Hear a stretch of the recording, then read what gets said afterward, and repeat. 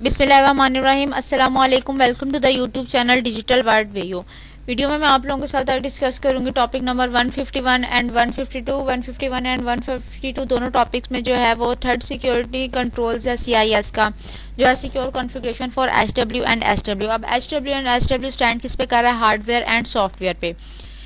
इसके लिए हम क्या करेंगे कि इस्टेब्लिश करेंगे एक सिक्योर स्टैंडर्ड अपने ऑपरेटिंग सिस्टम के लिए और सॉफ्टवेयर एप्लीकेशंस के लिए।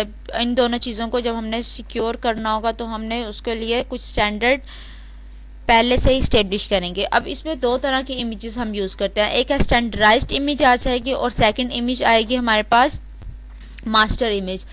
जो स्टैंडर्ड इमेज होगी वो रिप्रेजेंट करेगी hardener version of underlying operating system के कौन सा जो हमारे पास सिक्योरिटी हार्डनिंग का हार्डनर वर्जन कौन सा हमारे पास अंडरलाइंग है ऑपरेटिंग सिस्टम पे और इंस्टॉल करेगा and the application install on the system और किस वर्जन की एप्लीकेशन इंस्टॉल है सिस्टम पे। This image should be validate refreshed on a regular basis. ये जो इमेजेस होंगी जो रिप्रेजेंट करेंगी वर्जन्स को वो क्या होगी? वैलिडेट होंगी और रिफ्रेश्ड होंगी रेगुलरली बेसिस पे। इसको क्या करेंगे? अपडेट करेंगे। फॉलो करेगा स्ट्रिक्ट कॉन्फ़िगरेशन मैनेजमेंट को, बिल्ड करेगा सिक्योर इमेजेस को जो हमारे से हमने स्टैंडर्ड कोई भी एक सिस्टम क्रिएट करेंगे। Any existing system that become compromised should be re-imaged with the secure build। कोई भी सिस्टम है ना एग्जिस्टिंग सिस्टम, उसके साथ हमें कंप्रोमाइज करने की जरूरत पड़ रही है, वल्नरेबिलिटीज आ रही है, वीकनेस आ रही है, लेकिन हम क्या कर रहे हैं? उसको कंप्रोमाइज कर रहे हैं, उसको रन कर लेते हैं मैनेज करके। उसके लिए भी क्या करना है कि हमने जो इमेज है उसको सिक्योर करने के लिए जो इमेज होगी उसको री इमेज करना है, उसको अपडेट कर देना है। Regular updates or exceptions to this image should be integrated into the organization's change management system। अब जो रेगुलरली अपडेट करेंगे ना इमेज पे वो इंटीग्रेट किससे होंगी? ऑर्गेनाइजेशन चेंज मैनेजमेंट प्रोसेस के साथ। Image should be create for work station के लिए इमेज क्रिएट की जाती हैं, सर्वर्स के लिए और अदर सिस्टम जो यूज करेंगी ऑर्गेनाइजेशन। ये MCQs में पूछा जा सकता है। स्टैंडर्डाइज इमेज देख लिया कि उसका वर्क क्या था। अब नेक्स्ट है मास्टर इमेज। मास्टर इमेज कहाँ पर होती है? कॉन्फ़िगर्ड सर्वर साइड पर होती है। Validate with integrity checking tool capable for continuous inspection and change management to ensure that only authorise changes to the images are possible. सिर्फ जो ऑथोराइज चेंज होंगे इस इमेज के साथ वही पॉसिबल होंगे, ठीक है। ऐसे नहीं कि कोई भी ऑथोराइज चेंज नहीं है, हमने प्रीवियस के साथ क्या करते उसको बिल्कुल ही अपलोड कर देते। सिर्फ जहां हमें चेंज चाहिए होंगे उसको ही हम क्या करेंगे? अपडेट कर देंगे, सिर्फ उसी उतने पोर्शन को।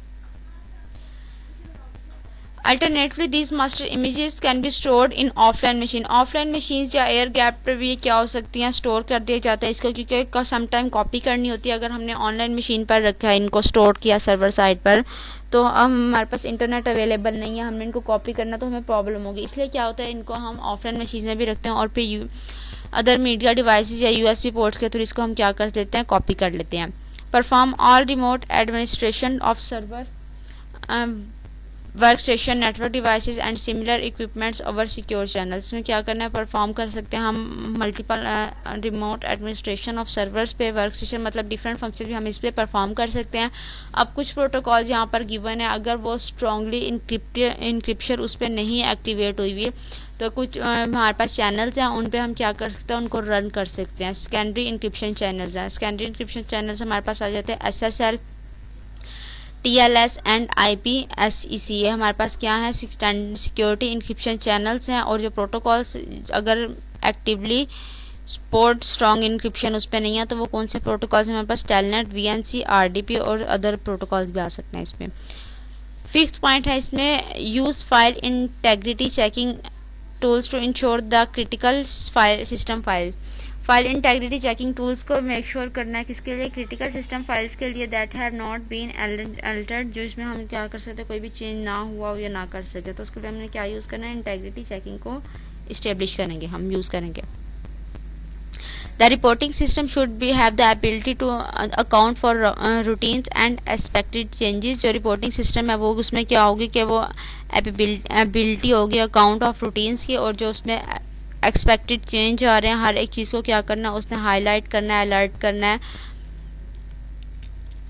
और हिस्ट्री शो करनी है। जो कॉन्फ़िगरेशन चेंज हो रहे हैं टाइम के with the passage of time, हर एक चीज़ को क्या करना है? उसने वेल ऑर्गेनाइज्ड फॉर्म में लाकर प्रॉपर एक रिपोर्ट शो कर दे रही है रिपोर्टिंग सिस्टम ने। इसमें हमारे पास आ जाता है यूज़र की आईडी होगी, उसने अगर स्विचिंग किया, हर एक चीज़ यहाँ पर क्लियरली विजिबल हो जाएगी रिपोर्टिंग सिस्टम के थ्रू।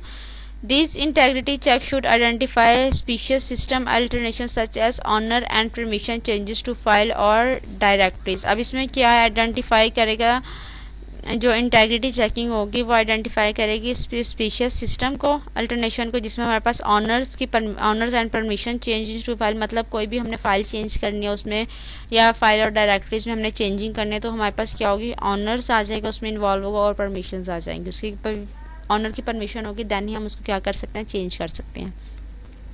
नेक्स्ट पॉइंट है implement and test an automated configuration monitoring system. Automated configuration monitoring system है, उसको क्या करना है, हमने टेस्ट कर सकते हैं और इम्प्लीमेंट कर सकते हैं। This include detecting new listing ports, new administrative users, changing to group and local policies, objectives and new service running on a system। ये MCQs में पूछा जा सकता है। जो हमारे पास ऑटोमेटेड कॉन्फ़िगरेशन मैनेजमेंट सिस्टम है उसमें वो किस किस चीज़ की डिटेक्टिंग पे इंक्लूड कर रहा है, तो हमारे पास ये क्या है, 5 पॉइंट्स आ जाते हैं। Whenever possible, use tools compliant with the Security Content Automation Protocol (SCAP) in order to streamline reporting and integration। जो SCAP है वो किसके लिए यूज़ किया जाता है, स्ट्रीमलाइन रिपोर्टिंग के लिए और इंटीग्रेशन के लिए इस प्रोटोकॉल को यूज़ करेंगे। लास्ट पॉइंट है इसका, deploy configuration management tool such as active directory group policies objectives for Microsoft Windows systems. और अब active directory group policies objects को किसके लिए हमने कॉन्फ़िगर किया, डिप्लॉय किया, माइक्रोसॉफ्ट विंडोज सिस्टम के लिए, ठीक है, ये चीज़ आ गई। और पपेट फॉर यूनिक्स सिस्टम के लिए, ये एमसीक्यूज में पूछा जा सकता है।